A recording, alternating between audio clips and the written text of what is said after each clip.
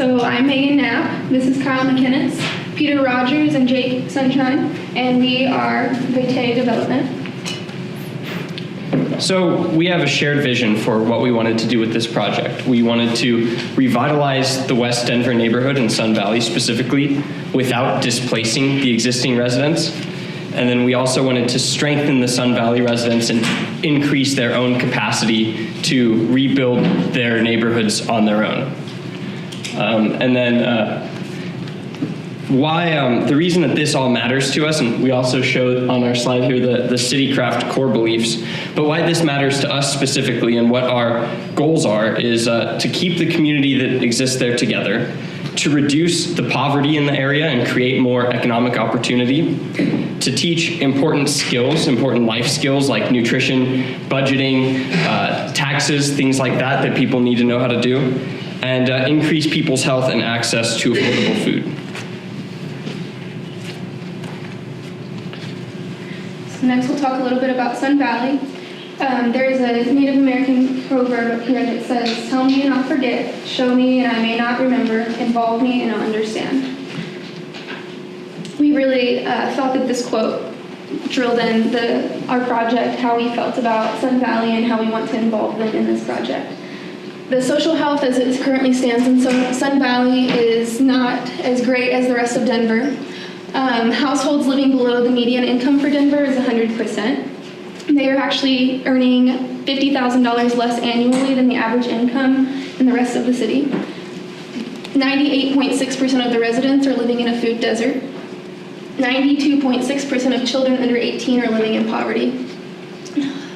The children living with a single parent is 87%. There's over 53.4% of people that are spending over a third of their monthly income on their rent. And then over 50% of the population is under 18 years old, and only 4.2% is owner-occupied. In comparison to places like Wash Park, the number of children living with a single parent is down to 11.2%. Park Hill is at 27.7%. And Cherry Creek is at 48%, which is half of what Sun Valley is at. There's a quote also here by Hans Rosling that says, "To get away from poverty, you need several things at the same time: school, health, and infrastructure. Those are the public investments, and you need market opportunities, information, employment, and human rights." The challenges presented in the area are that, like I said, the average household income is about $13,000 a year, which is $50,000 less than the rest of the city. Only 35% of the residents in the area have a high school diploma or a GED. Food, nutrition, and health is a major issue. The area is considered to be within a food desert, as is most of West Denver. Education and careers is a struggle. They have one of the lowest performing elementary schools in the city. Connectivity and natural systems is an issue as well. And affordability and convenience of both housing, food, and many more things is what currently plagues Sun Valley. And we're really excited about the opportunities that Sun Valley, not only Sun Valley, but the city of Denver present for our project. The last numbers that we've heard is that 10,000 people are moving to Denver a month, which is obviously 120,000 people a year. That is a large influx of people moving here, and they are young professionals. A lot of them are millennials. Sun Valley itself has over 50% of the population under 18. So we have a very large growing population that consists mainly of millennials. And we think that plays very well, the market plays very well into the project we're about to discuss with you guys. We also believe that the current plans that are in place for Sun Valley, I'll get into those specifically later on, but the plans from DHA, the Denver Housing Authority, as well as the Sun Valley Eco District, or SPED, really play into what we're going to promote tonight. So leading into our proposal, we are proposing a centrally located, cooperative, both education and food center, focusing on lower income and poverty-ridden families. We plan on using the excess capital that is currently in the area to help this statistic that was found in phase 1 of CityCraft's report. 97% of Colorado's food is imported. We would like to change that, as well as the city has stated that they would like to change that as well. by creating a regenerative urban agricultural economy. That's at the top of the list to improve this percentage. Currently, they have farmers markets. We're proposing something much more than that. Bringing the farm closer to the table would help cut down on costs, as well as help teach the lower income and poverty-ridden families to become entrepreneurs and to also learn life skills in order to help themselves and their community. Our goal is to also spread the knowledge of produce and native plant production to the community, all with using the two greatest assets that Sun Valley has to offer, which are the people and the gulches that currently exist. And Megan mentioned it earlier, we want to start a cooperative, and I want to make sure that everybody understands what a cooperative is. It is a business that is owned and operated by its members, and all profits and benefits go back to its members. So our members here would be the community. So this is going to be a community-owned and operated business that will have profits and benefits going back into the community itself. Okay, so diving deeper into some of the tenets of our proposal, we'll start by talking about the site selection and design, and then kind of get into each of the different services that our facility will be offering and kind of going beyond the physical facility that we're looking at creating. So first, in terms of looking at site selection, we basically had three major criteria for site selection. The first was that it would be near waterways. We wanted to make sure that we had access to the great assets of the gulches that are in the West Denver region. We wanted to make sure that we'd have opportunities to restore native vegetation around those waterways. And we also, there's a sense that we can utilize the excess runoff and stormwater in the area to help water the crops that we're producing. So that utilizes some of the excess capacity and is a water efficient approach to doing this. And then we also thought that there was the physical beauty of the waterways that is kind of lost right now in West Denver, that we wanted to restore that as well. The second criteria we had was that we would be near the Sun Valley Eco District. With all of the development that's being proposed there and sort of the ideas that are shared amongst the developers of the Sun Valley Eco District and ourselves, we felt like they'd be valuable partners for us, and we also wanted to take advantage of the investment that's going on in that area and sort of become a part of that. So we wanted to be within or near the Sun Valley Eco District. And then finally, we wanted to look at the existing infrastructure on the site. We wanted to make sure that we weren't displacing any of the residents by taking over existing housing, and we wanted to make sure also that there were existing buildings that we could use that we would not have a wasteful and expensive construction process. So we did end up finding a site. I'll show you kind of on this map here. If we look at the bottom of the site right here, here's 9th Avenue, and here's the Weir Gulch, which is one of the gulches in the neighborhood, and it flows into the Platte River here. So this area that's shown in green is the Sun Valley Eco District, and our site is right here in an industrial warehouse space across the Weir Gulch from the Sun Valley Eco District. You can see here there's a planned community orchard, and we believe also that in this area there's going to be an international food hub that the Sun Valley Eco District is going to be creating as well. So we felt that this site really ties into all of our criteria quite well. So just talking a little bit more about the existing Weir Gulch site. It's right along Weir Gulch, so again, as I talked about, we'd have the access to the gulch. This is actually a picture of the Weir Gulch near our site. And then the existing industrial buildings, we think represent an opportunity that we could just use those buildings with minimal retrofitting and construction, which helps use some of the existing assets. Now, we understand that there is a current tenant in this building and a current owner. So we do have backup sites in mind if we're not able to acquire this site, but this was the only site that we could find that substantially met all of our criteria.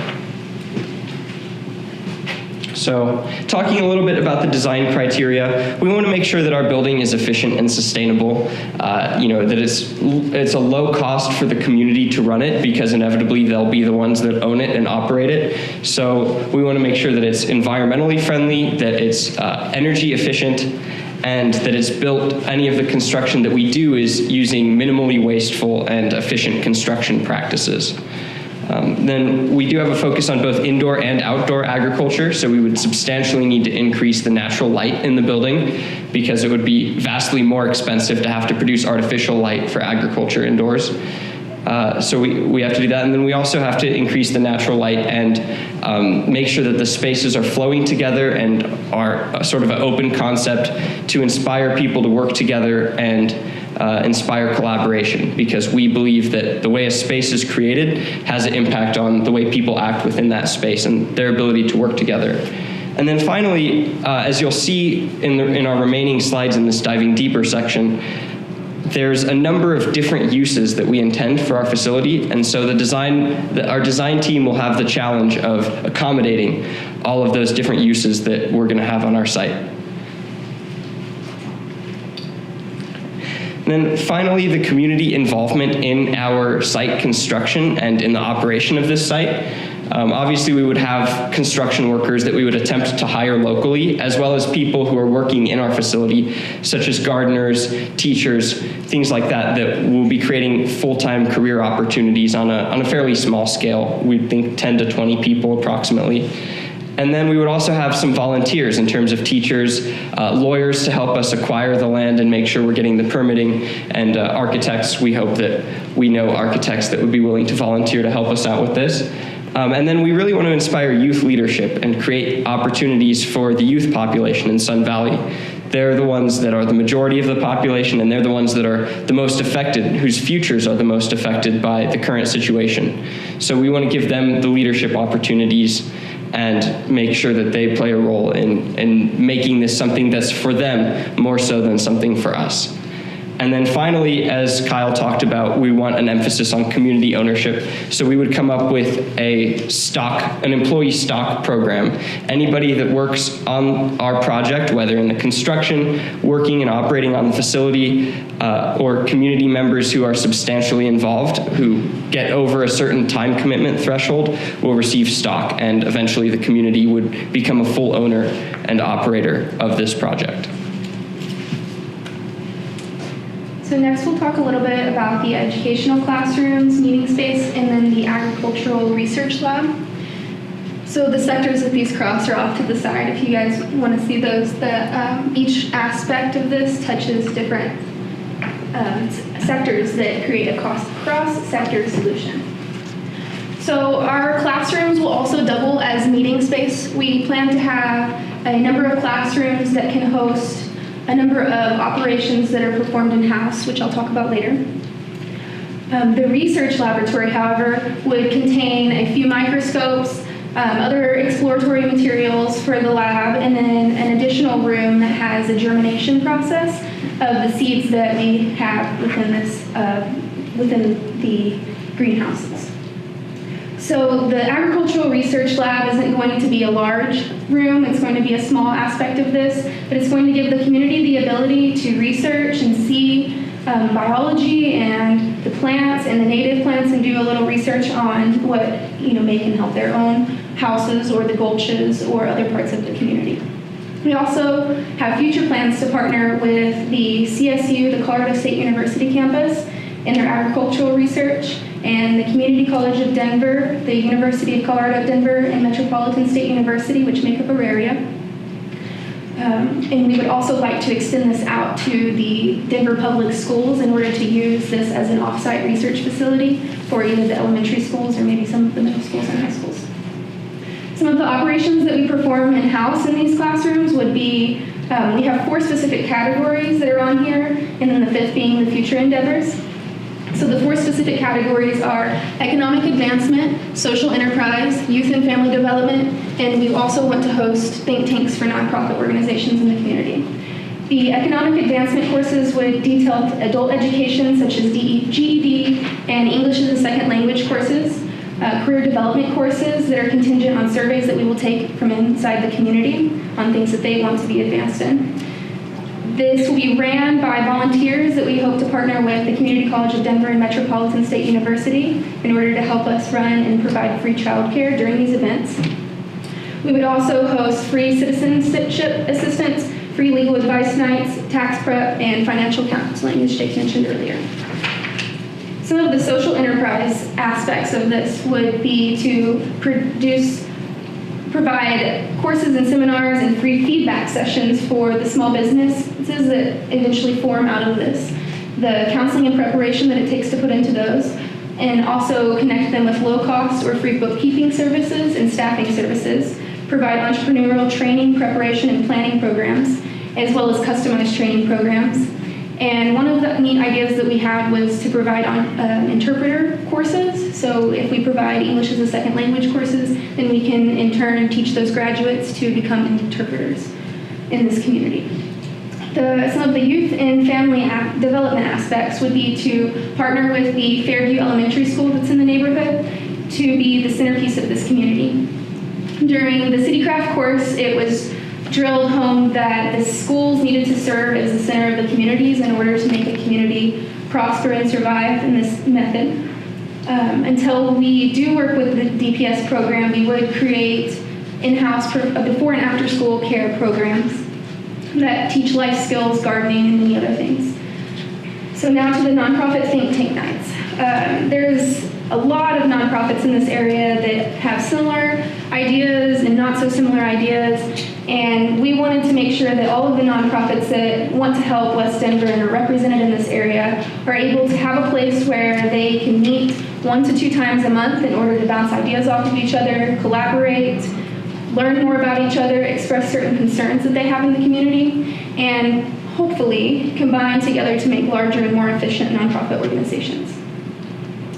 So planning ahead, like I said, we want to partner with the Denver Public Schools as well as the Auraria campus, and we want to be able to provide easy transitions to certificate programs at these universities and community colleges, as well as the educational training that it takes that we may not be able to provide. The Denver Public Schools has a program called the Extended Learning in Community Schools Neighborhood Center Program, which we hope to eventually bring to Fairview Elementary School. The Beacon Neighborhood Centers is what DPS refers to as the youth development model that provides activities to both students and adults. It uses the City Craft belief as the school as the center of the community.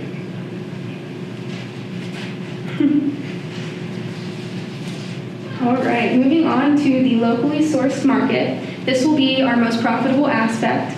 So the Sun Valley Cultural Advancement Cooperative Market should grow the produce in the facility as well as using the gulches using the gulches in order to grow the produce that we will sell in this market. So we plan on the community using their excess to be able to provide the produce to sell back to our market as well, and they are able to either trade or make a profit off of their excess.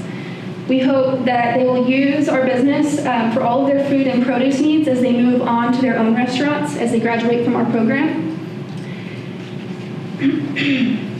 And we also want to provide free grocery delivery to the Sun Valley neighborhood and grocery delivery for a small fee to the rest of West Denver to help with the connectivity.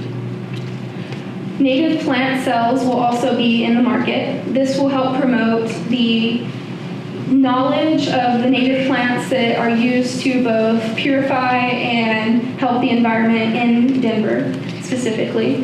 This helps us to take the germinated seeds that we have from our laboratory and turn them into heirloom plants, which we can then sell to the community and to other restaurants that are wanting to grow their own food.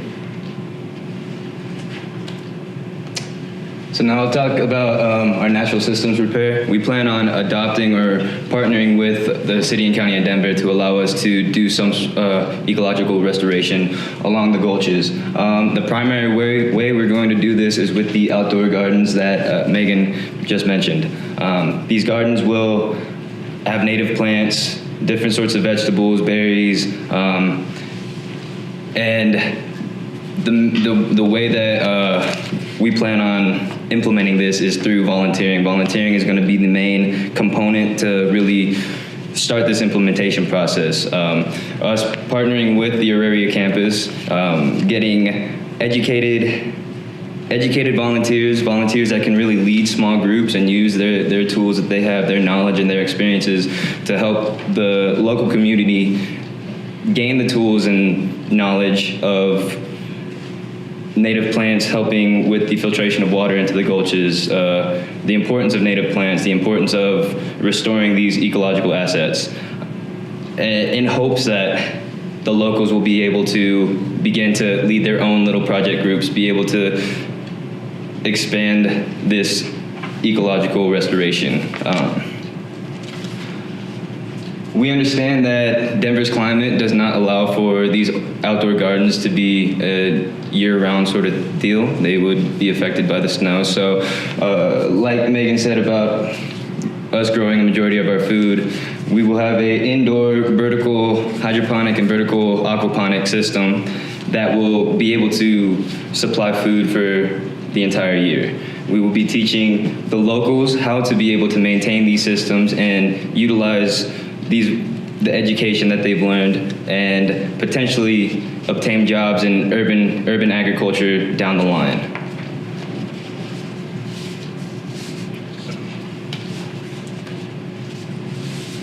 We'll also be hosting kitchen incubators and, sorry about that, just sneezed that.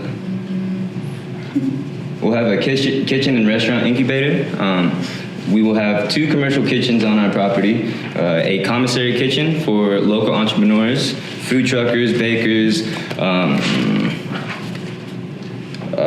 caterers, and restaurant entrepreneurs that don't exactly know what their menu is going to be yet. And this enables the locals to be able to learn the processes of a commercial kitchen, know what to expect when they walk into one.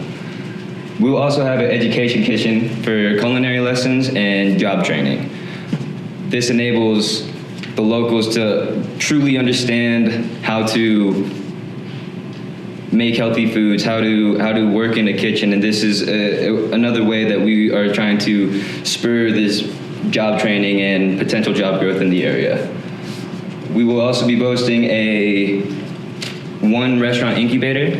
As Jake mentioned earlier, the SPED plan has a international food hub, food market in their plan, and we wanted to kind of be able to tie into that with our one restaurant incubator as a stepping stone sort of trial run prior to going into this space.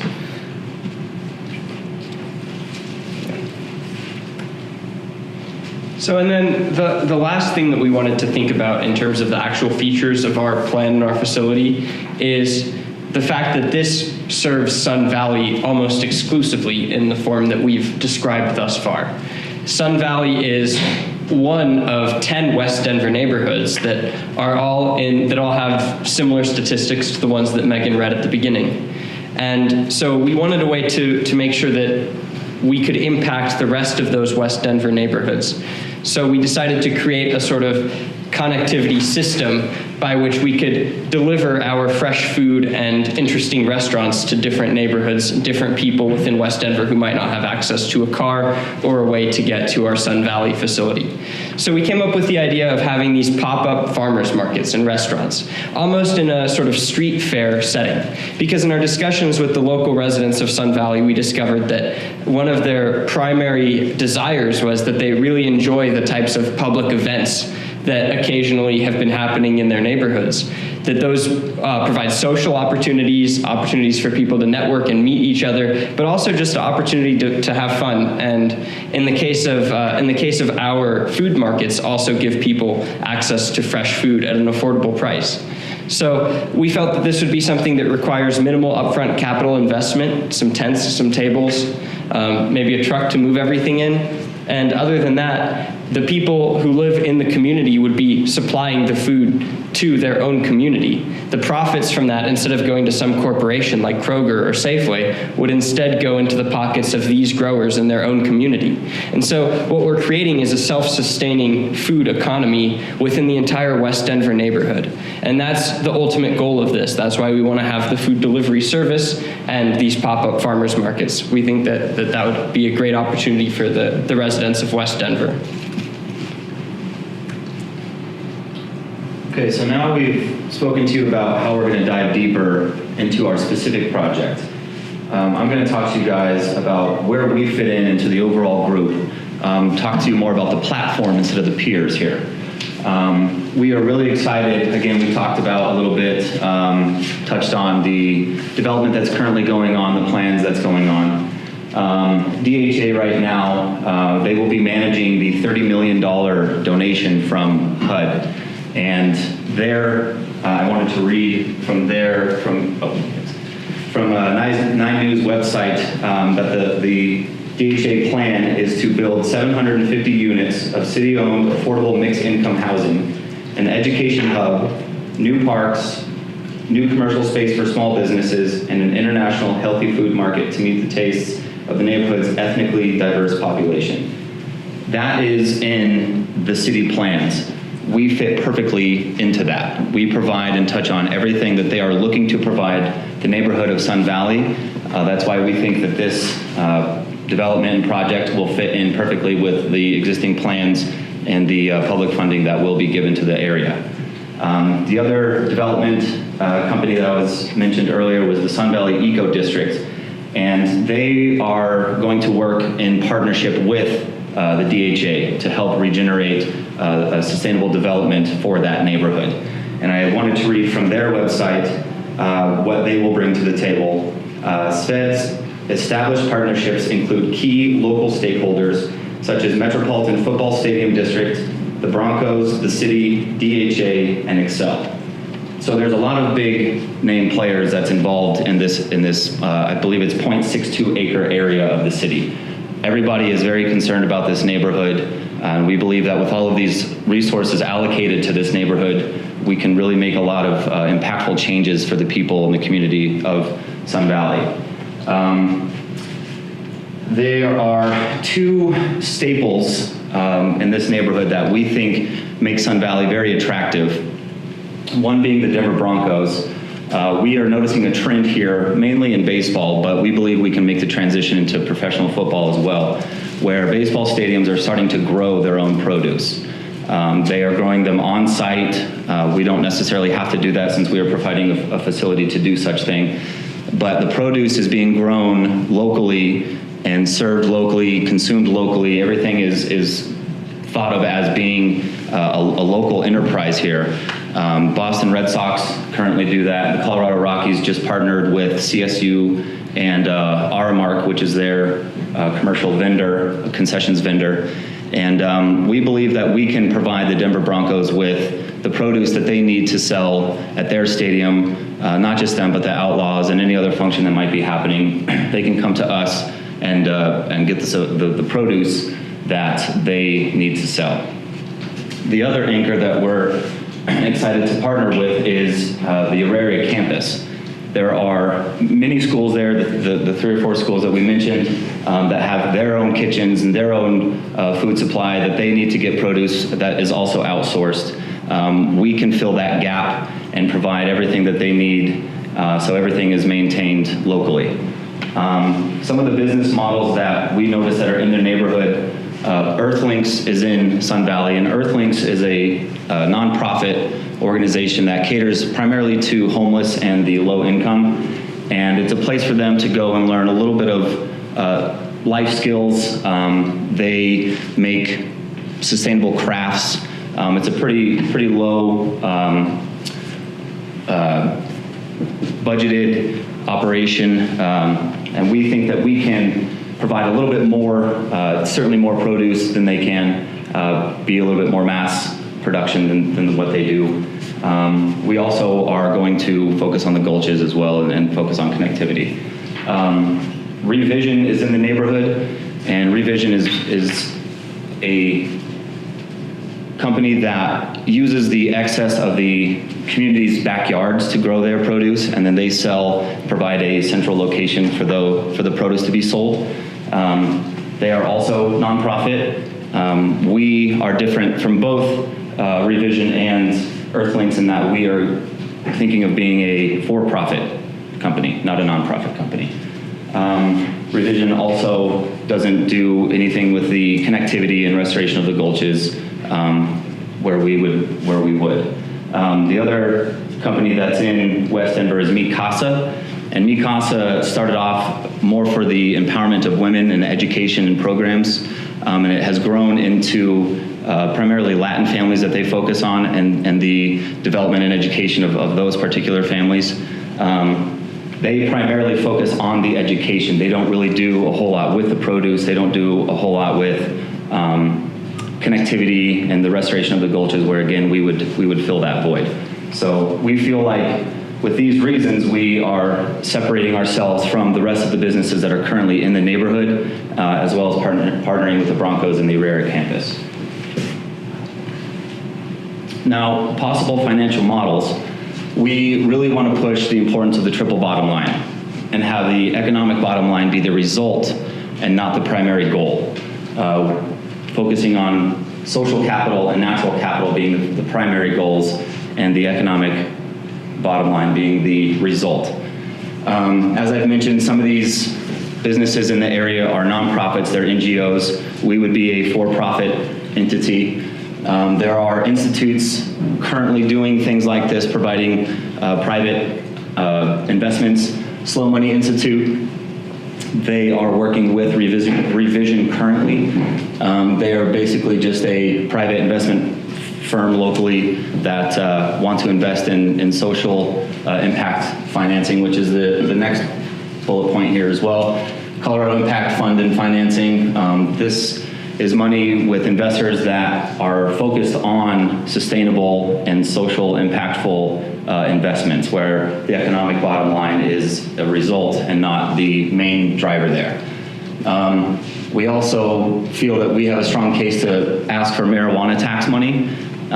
We've heard of cases that rec centers, neighborhood rec centers have been developed from marijuana tax money, and we feel that we provide the same, if not more, benefits to a community, and we feel that we have a strong case to ask for those sort of funds. Crowdfunding.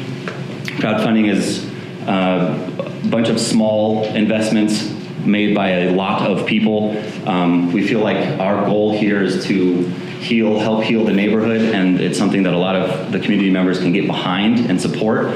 And if, as any other kind of source of funds, we can resort to crowdfunding. And then program-related investment. The Gates Family Foundation does a lot of this. This is basically low-interest lending for communities such as Sun Valley. We would feel strongly here as well that our goals and our mission here fits in with the Gates Family Foundation as well. Even though we would be a for-profit company, we do want to reiterate that we would be a for-profit company mainly helping nonprofits.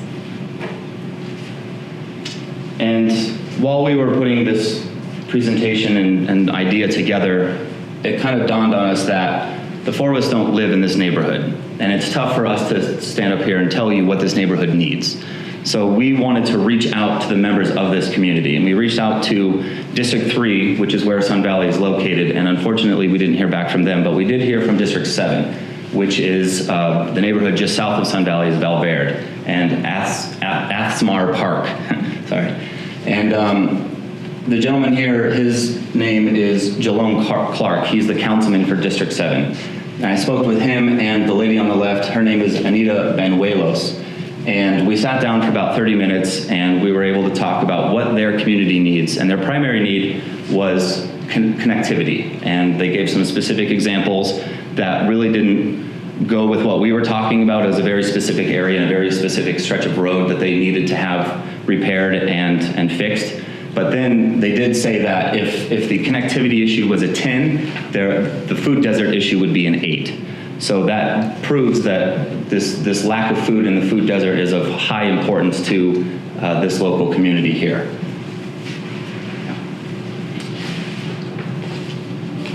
So to finish up, we felt like these questions here were the primary questions that our development handles and tackles. To ensure transparency and a shared vision for the future, the fact that it is a cooperative, we're helping the community, it is operated and owned by the community, funds and benefits go back to the community, providing a strong future for the community.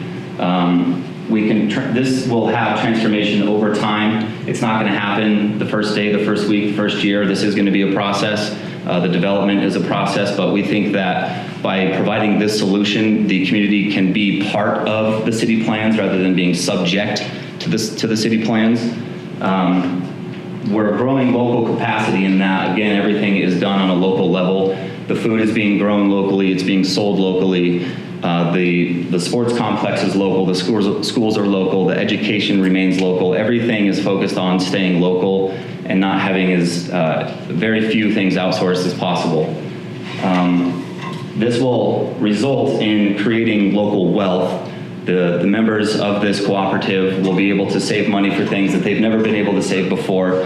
Education, schools, possible investments outside of the neighborhood. It will give them opportunities that they have not had in the past. And this knowledge will be expanded and be able to pass on to future generations because we're giving them the tools and the skills that they need to be successful, which will then be passed on. We want to kind of start this process. We don't want to have all the responsibilities now and in the future. We want to hand this kind of product over to the community so it can be run by them, operated by them, and then passed on to their kids in the future generations. I did want to end with a quote that I thought was applicable to what our goal is, and that is, "A rising tide lifts all boats." And I think that this project here is that tide. There are a lot of low boats right now, and we think that this development here will provide a lot of answers and a lot of solutions, both present and in the future for what the neighborhood strongly needs. So thank you for listening to us, and if you guys have any questions.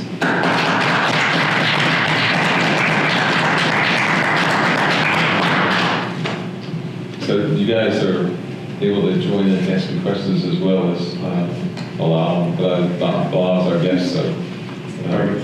Yeah. You guys talked about the site, but not necessarily about the building at all. I'm wondering how large is the existing facility?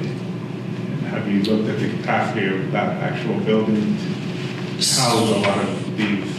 Yes, so we didn't want to turn this into a feasibility project because that's not what the goal was here. But the site itself is large enough to house something like this. Jake is a little bit more familiar with the building design because that's kind of more of his wheelhouse. But the facility size and the lot size we feel like is capable of holding an establishment like this. The fact that it is butted up against the Weir Gulch and the Platte River gives a unique access to both of those for the outdoor gardens. And we feel like the footprint of the building can fit in, which Jake worked on. We weren't able to find out the exact square footage of the building just from like researching it online and that kind of thing. But one of the things that we found attractive about the site was that there are 4 additional buildings adjacent to it. So if we needed to scale up, we could, using the same approach. The other thing is with the amount of outdoor agriculture that we're doing, we're limited by sort of the width of the natural space between the building and the gulch as well. So because we can't actually touch the gulch or take its water. So. Another thing I want to reiterate is the food, the plant and produce production would be partially housed in this facility, but mostly housed in the gulches. We are going to use the gulches to both recover and grow produce at the same time, as well as teaching the community and the residents to be able to grow these things at their own leisure, at their own house. The community gardens are a thing that was expressed in the DHA plan through multiple surveys throughout the community. The community wanted personal gardens near each building so that they had the opportunity to grow their own produce and have food. So that would be something that once we had the educational piece set forth, then they could also provide some of that. Right, it's really important for our primary goal is to create the capacity not just at our facility but throughout the community, whether it's people's yards or in other gardens and parks and things like that. So the capacity is unlimited, to answer your question. The reason why I asked it was you're distributing food to a lot of people, and you also speak about reintroducing native species back into the gulch itself. So do you know what types of edible plants are native to the area? And if not, Why would you start growing tomatoes in a space that doesn't necessarily grow tomatoes typically? Yeah, so Pete has the answer to the native plant, but again, things that aren't native and that need to have non-Denver type climates would be on the indoor side of it. The exact square footage dedicated to the Broncos or Auraria campus or the neighborhood, we don't have that exact square footage down. But that kind of production would be done more on the inside where it can be done year round. And Pete looked into what was naturally grown and what we would do in the gulches. Yeah, so there's different native species of plants, obviously, that come from this Colorado area and along the gulches. Trees specifically really help kind of establish the soils over these rivers and gulches. So cottonwoods, willows, and some other sort of shrubs really help with the filtration. I guess we really weren't focusing on native vegetables. We figured that the filtration with the native plants and then the added influence of planting vegetables and fruits and stuff would just be an added benefit towards the filtration of the water entering the gulches and then to the plat. Right. But we did find the peaches. Oh, yeah. There were I don't remember the names prior to. There's like There were peaches, scientific there were names, some, of course, there was but- peaches, there were plums, there was certain berries that really thrive in these areas, and those would be some of the things that we would be focusing on, but those would not be the only fruits and veggies that we'd be focusing on. There'd be other things that would help give us a vast array of vegetables to be able to send to the Auraria campus and to the Denver Broncos. And certainly, that you make a good point that there's a lot of people to feed at the stadium, the campus, and then the neighborhood, right? We're not deluding ourselves that we can feed all of those people as soon as we finish the facility that we're talking about here. It's about sort of growing the capacity over time. So if we can go from 97% imported food to 80% imported food, we think that's a substantial win. I really like the idea, and I'm wondering why you didn't think about it in that other way. So the Denver Broncos bring a lot of food to their site. Mm-hmm. They don't use it all. And part of that educational aspect could be how do you reuse that food and distribute that food instead of letting that go to waste. Sure. So using their capacity to actually Yeah. provide you with the ability to educate people on food waste and how to reuse a day-old loaf of bread to make a stew. I'm not a chef.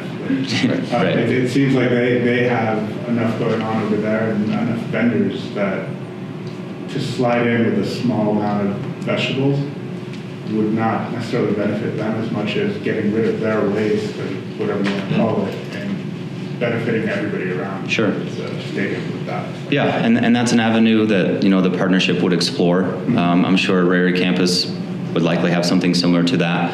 But again, to the point of outsourcing, if we can get those numbers, those exact numbers, and say where is your waste coming from, and how can we kind of fill that gap? What are you spending the most on? And if you are buying in bulk because it is such a bulk type order because the cost of transport is so expensive, maybe our solution, because it's local, you don't have to buy as much, therefore there's not as much waste.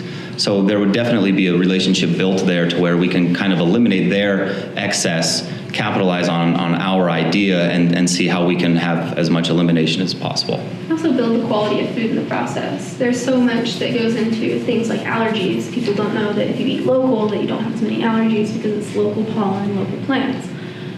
So that sort of thing, if they are outsourcing from different states, that can solve that issue as well. We also feel that our idea is very scalable for the rest of West Denver, not just our Sun Valley area. So that was kind of where we were coming from. We saw this idea just being something that can be picked up and moved somewhere else and just continue to grow throughout West Denver. I think that would be a great stepping stone at first to try and transition the process of the Denver Broncos eliminating some of the outsourcing and bringing in their local community so that they can say things, boast on websites and for publicity that they are using their local community residents in the facilities that are right in their own backyards. Right? Well, yeah, following that point, I think we talked a little bit about it, but moving this idea forward, just a comment. Scalability, as you mentioned, you touched on that. I'd be interested in moving forward and exploring more waterways along West Denver. That this pilot, let's call this a pilot, would be possible in order to have a real system scale solution that engages all 60,000 residents. And the second comment is regarding the engagement of the current nonprofit organization there. Revision, we talk about it, avoiding stepping on other people's feet. And then Revision has a different concept. They're looking at excess capacity, basically using residents' backyards. They're looking at excess capacity in the waterway. So they're pretty complementary as long as they're not the same lane. And engaging them is part of the solution, because as long as we talk about it, a lot of good people engage in creating projects, however, there are not connection and connectivity among all that organizations. So creating a new enterprise for profit will be key for the success of this enterprise. Really learning and engaging the ones that are there already and they're working for so long time, and rather than competing against them. Yeah. Well, and as we said, we kind of looked at the existing models and we compared it to ours, and we quickly saw the differences between each one, but it's kind of a combination and one or two steps further than what all of them are doing combined, right? So Revision has that excess capacity where they're using people's backyards, right? Well, we're not necessarily promoting that because we're talking about the mass production of our best case scenario, right? We don't think that the backyards of these people, and some of these people might not have backyards. I mean, looking at the DHA city plan, it's not a lot of backyards that are in place here. There's the gardens that they want to put in there, but who's going to run that? Who's going to own that? Is to be decided down the road. But with the large production that we're thinking of, that excess capacity, we unfortunately wouldn't be able to tap into that. But yeah, having that same network, we all have the same goal here. Everybody's goal is to have education and access to healthy food to the benefit of the community, the current community that lives there, right? So we all have the same kind of mission, the same ideas, and the same goals, but we do think that there's enough in our idea that make us different to where we wouldn't be stepping on their toes directly.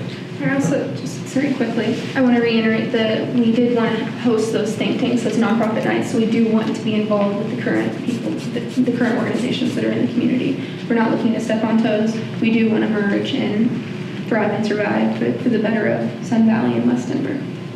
Jeremy? I'm interested to know, do you guys have some sort of, how long after this development, if it was to take place, would the food desert designation be eliminated? Do you guys have any ideas at all? Well, I don't know necessarily who does the designation survey for that, and getting in contact with them and that kind of thing, but I mean, we would say, almost immediately, at the point where a food desert is a place where you don't have access to fresh food within a mile. There is a mile ring around our facility that would no longer be a food desert the second that it was completed and that there was a for sale product that was healthy food for people.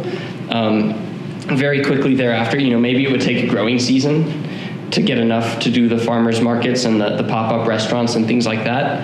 But once we had those going, and then the other question is, since the farmers markets that we're talking about doing are not permanent, would that eliminate the food desert designation? Perhaps not, but it would solve the access problem in a very real way. Also, hydroponics and aquaponics, they create a faster kind of growth process because the nutrients are absorbed directly into roots. So the growth process is a little faster as opposed to the roots trying to find the nutrients in soils. So leafy greens, in particular, you can harvest them in 3 to 4 weeks after these vertical hydroponics go up. So we do feel like it would be a very quick turnaround in terms of being able to offer healthy foods to the community. So first, I really want to thank you. Your team has jumped light years, really light years, huge growth as individuals as well as a team. So as a teacher, that's really important to me. So it's really wonderful to see that. Secondly, I think that when I was fascinated with several things. One, I was interested in the quotes you picked at different areas of the presentation and how they really started to link into actually the concepts and the ideas that you were resonating with. The breadth of networking and accounting for all these different resources across the system was impressive. And you really thought about, I mean, I think there are some, you know, I don't, in this environment for these projects, I tend to want to look at more of the positive things than the things that are missing. But I think that one of the things I like your reasoning around using a cooperative form and the logic behind that and how it actually could impact the community. And I really liked how in each type of initiative that you laid out, you actually took the critical issues within the CityCraft reports, because our objective is you have to address one and affect two others, at least three. And you effectively have it, you actually addressed 6. I think that like the question Bilal asked, and there's certain practicality to some of these issues that would need to be addressed. But what's really interesting to me is that this is a very, from my perspective, this is a very doable, very low-tech, very, not easy, but you've got using existing land, existing buildings, using this idea of food truck festivals, movable farmers market. You've got really simple, practical ideas. There's a lot of work to be done to drive that into a different place so it can be more real. But, so I have 2 questions for you. The first one is the why question. What's sitting in your gut or in your mind or in your heart? What drove you to want to do something like this as a solution? Because you're real estate graduates, you're and construction people. I'm not saying you're not using the skills, because I'm pretty impressed with your thinking here. But I want to know, the first question I want to know is why, and what is at the core of, you know, how you came together as a team to come at this. That's why if I have a second question that I won't ask yet. I'll start by saying we all come from very different backgrounds, and I think that was a huge asset for us, was that we were able to come together and kind of put our different backgrounds into this one project, and we all had strengths and weaknesses and things that we knew and things we didn't know, and we were able to kind of take that and go off of it and come up with this idea. Going to Sun Valley, I think, was really what made us all realize that the culture in this community is unbreakable. There are so many different cultures represented, and they need one place where they can come together and just, you know, hang out and learn things and be beside each other and know each other and know their neighbors, learn about their community, and really educate themselves on who they are and have some sort of purpose moving forward. They're not that neighborhood off on the west of Denver that gets ignored year after year after year. They can become a thriving and self-sustaining community with our project. And so I think, you know, coming together and thinking of all of these different things kind of drove us towards this one goal of, if there's all these nonprofits in the neighborhood doing all these things and there's all these ideas, then why don't we just kind of create a hub that centralizes all of that? We're, you know, a convenient stepping stone to these larger places. And it's an idea that can be replicated not only, you know, in Sun Valley, but the different neighborhoods, and not just one in Sun Valley. There can be multiple in Sun Valley or multiple in other neighborhoods as well. For me, what stood out was the food, or lack thereof, in that neighborhood. And visiting Sun Valley is definitely, you can talk about things and discuss things, but when you see it firsthand, it kind of resonates a little bit more. I know that me personally, I'm very too overly picky with the foods that I eat. And I know that Megan's a vegetarian, so it falls in that same category. So we really looked at each other and we said, if we are fortunate enough to have the ability to have access to certain foods and have that option, there's no reason why other people can't either. We capitalized on the ideas that are circulating. None of our ideas are brand new ideas, right? Vertical gardening, urban agriculture, we're not creating these ideas, and using the resources around the neighborhood or around you is not a new idea. But it's a new idea in the sense that it can be available for everybody. And for whatever reason, it's not available to this neighborhood. And it's kind of a perfect storm because there's so many ideas and so many people involved currently. I mean, from the federal standpoint, there's a reason we were chosen among 4 other cities in the entire country. Sun Valley was picked to get this government grant. So we kind of just said, what's important to us? What do we want to focus on? And then we saw all of these similarities that other people were also focusing on.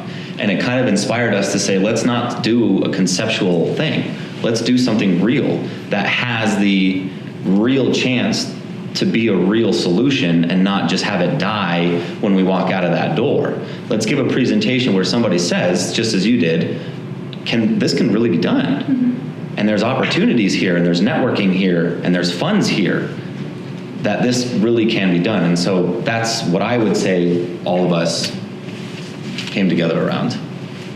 Yeah, going along with that, for me it was, the food and health was obviously a big issue in West Denver, but then realized that there was all these other organizations that were focusing on food and health, and not so much focusing on the job training and the education for why eating healthy foods is really essential to be able to succeed in life. And that's what I really liked about our project, was that we were not only feeding this food desert, but we were also giving them the opportunity to work in kitchens, work in hydroponics, just give them education in different areas that, you know, they might not have ever gotten any sort of knowledge or training in. And yeah, that's what I took from it.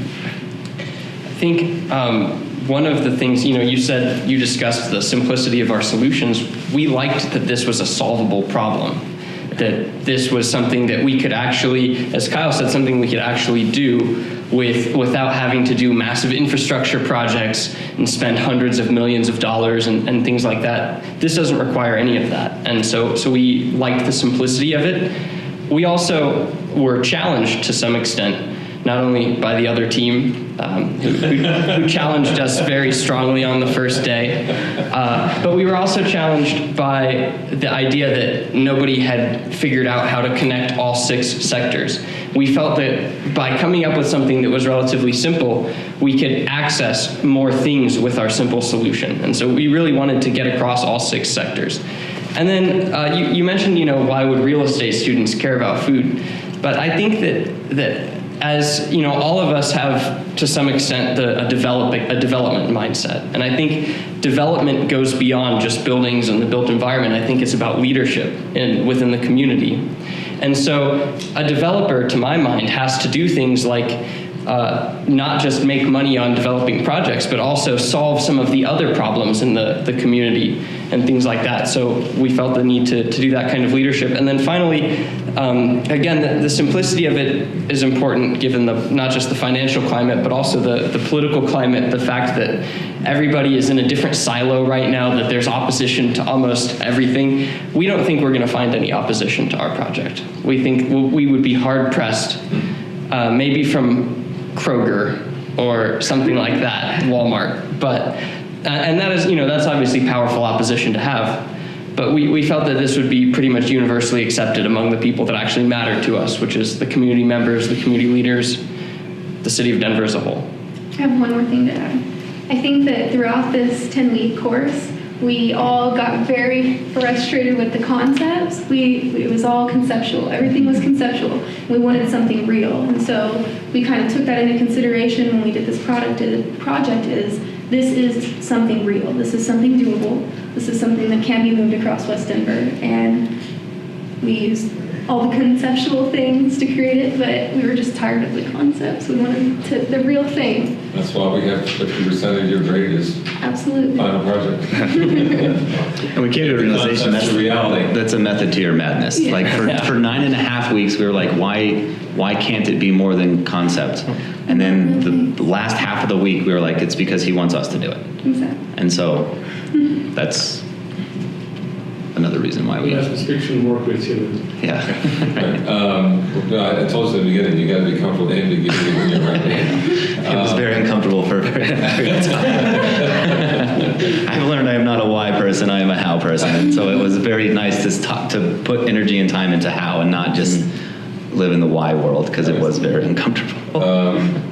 So the final question is for you all is, I mean, you talked about simple, easy, and known, and but what do you think are the 2 or 3 obstacles, real obstacles, for this not to happen? Simple and easy are relative terms. Simple and easy in comparison to a massive infrastructure project or something like that. We're looking to try to team up with some real players. If we aren't able to actually sell produce to maybe one or both of Broncos and Auraria campus, I don't know exactly what it takes to maintain a building such as this, but I know that we would hope for a large partnership with these 2 anchors, and without those 2, I don't know how big we can get. You know, we might be dreaming bigger than reality. And the second thing is the actual property acquisition. Just because it's there doesn't mean that it's for sale. And everything might be for sale at the right price, but then at some point in time, you know, it's not feasible. So the feasibility, the real feasibility, and the real site location would be 2 for me. You know, and the last thing is community interest too, I would say. You know, we have spent as much time as we could in the 9-week course with the community members. We've met with the council members. We've talked to people. 2 of us went to a charity event and handed out backpacks. And Sprayed some kids. you know, we're not. Pete sprayed some kids. We don't have complete evidence that there would be enough buy-in from the community to support a facility like this. I think that it's a logical assumption. But we would have to spend some more time talking to them and making sure this was something they actually wanted before we started. Yeah. I think that the partner aspect of it, we do have a disadvantage that we are 4 students. And so we don't have, you know, real estate jobs in the community. You do, but we don't all have real estate jobs in the community. We don't have hands, you know, in pockets, and we don't have a bank account that's willing to fund this right now. So I think the partnerships is a huge part of this. Could be a huge advantage or disadvantage. If that could be your job, would you want it to be? Absolutely. And it might be. Yeah. For us, I think it's having your cake and eating it too. Yeah. You know, it's. Eating your cake and having it too. Did I say it backwards? No, Americans say it backwards. It's actually because you can have your cake and eat it too. I guess. But you can't eat your cake and have it too. Sorry, I learned that the other day. I had to. That'd like to be a lot more meat for me. Anybody else have any? I think one of the major restrictions is basically the use of a public land along the waterways. As long as it's pretty overlapping zone and different agencies, it's public land, so that's probably the more controversial. Yeah. My perception, because the building is about negotiating, finding out, but using the waterways, even though they're sitting there empty, not well mannered, but probably that. Yeah, we're breaking some of those rules. The work we're working on with. Yeah, and that's why we think, you know, this region of where we were looking at, you know, DHA owns a lot of this land. And again, you know, they might have their own plan. I mean, anytime you look at what they're going to do with that $30 million grant, they have their own plans. And so we think it makes sense to fit in, but if it doesn't fit in their eyes, then it's kind of back to the drawing board of where we think we can do the most good and affect the most people. So. Thank you all. The responses to the questions, your insights, and just, you put a lot of work into this, so Yeah. thank you very much for making that investment. Thank you. Thank you. Let's take a little bit of a break.